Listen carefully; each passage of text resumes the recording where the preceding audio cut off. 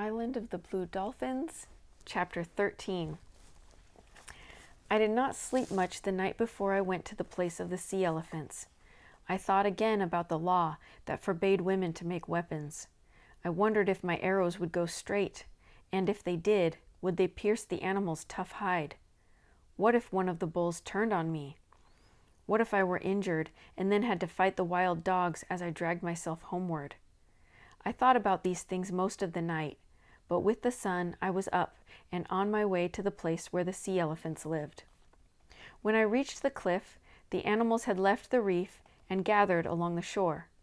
Like gray boulders, the bulls sat on the pebbly slope.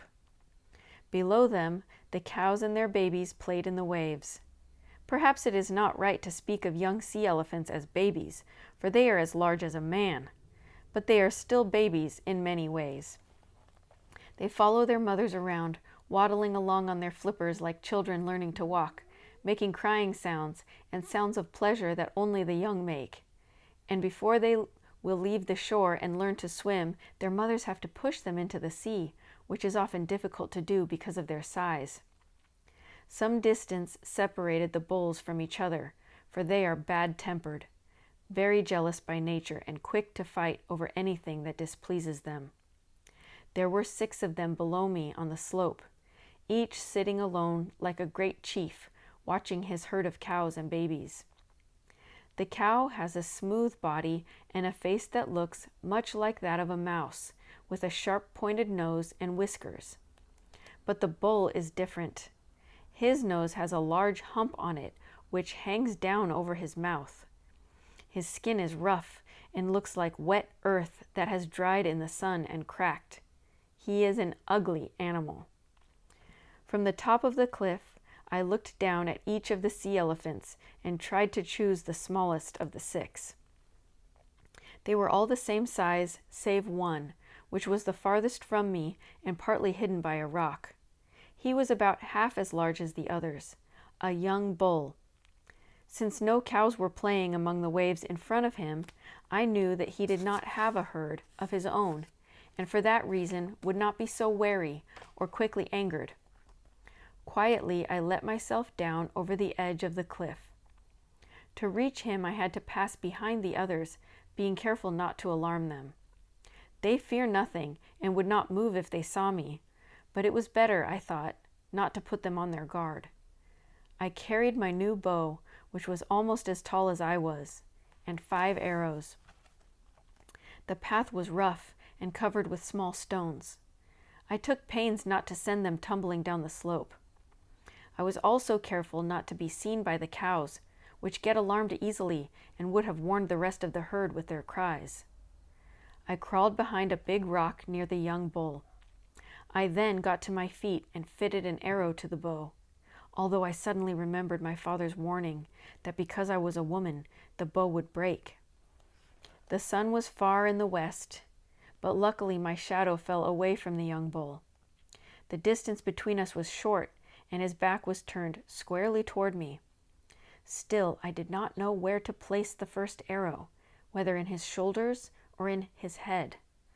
The skin of the sea elephant is rough, yet very thin, but beneath it are thick layers of fat, and though his body is large, his head is small and makes a poor target. While I stood there behind the rock, not knowing what to do, again aware of my father's warning that a bow in the hands of a woman would always break in a time of danger, the animal began to move toward the shore. At first I thought that by some chance he had heard me. I soon saw that he was on his way toward the cows that belonged to the old bull sitting nearby. The sea elephant moves fast in spite of his size, waddling along on his great flippers, which he uses like hands. The bull was nearing the water. I let the arrow go and it went straight. At the last instant, he changed direction, and though the bow did not break, the arrow passed harmlessly to one side. I had failed to notice that the old bull was moving down the slope until I heard stones grating against each other. Quickly he overtook his rival, and with a single thrust of his shoulders, overturned him. The young bull stood as high as a tall man and was twice that length. Yet from the force of the blow, he rolled into the water and lay there, stunned. The old bull bore down upon him, swinging his head and bellowing so loud it echoed against the cliffs. The herd of cows and calves, who were lying in the waves and scratching their backs with their flippers, stopped to watch the battle. 2 of the cows were in the bull's path as he waddled toward his rival, but he went over them as if they were small stones. Using his tusk-like teeth, he ripped a long gash in the young bull's side. The young bull raised himself, and as he turned, his small eyes shone fiercely red.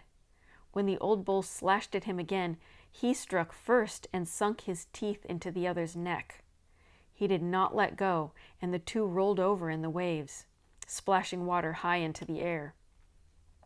The cows had scattered by now, but the other bulls still sat quietly on the slope.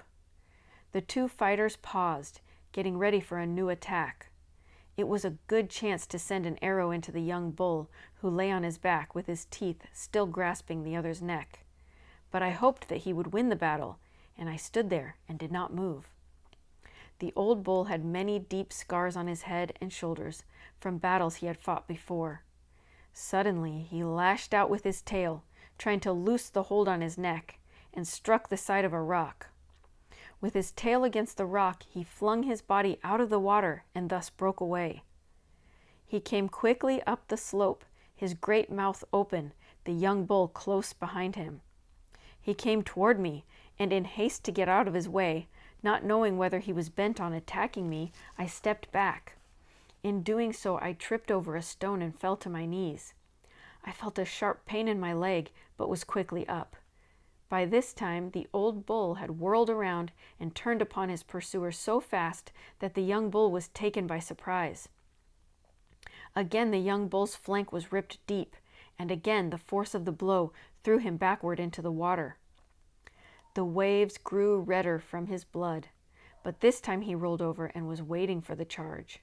He met the old bull with his shoulder. The sound was like rocks crashing together. Once more, the young bull caught the other's throat, and together they disappeared beneath a wave. When they came up, they were still locked together. The sun had gone down, and it was so dark I could no longer see clearly.